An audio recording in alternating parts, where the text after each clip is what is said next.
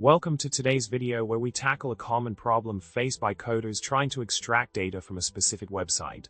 The issue at hand is the code returning null when attempting to retrieve the dollar amount of the minimum wage from a particular web page using Google API.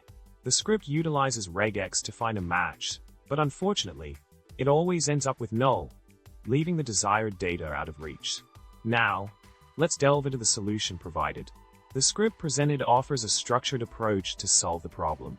By setting the state name and fetching the content of the web page, it then applies regex to narrow down the search for the minimum wage data related to the specified state. Utilizing the match method, the script successfully identifies and extracts the minimum wage value, logging it for further use.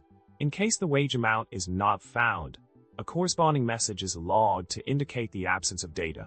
In summary, the script efficiently addresses the issue of fetching minimum wage data from a specific web page, ensuring accurate retrieval and logging of the essential information.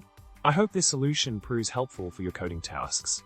Remember to subscribe, like, and comment below with your thoughts. Coding can be tricky, but with the right tools, we can overcome any challenge.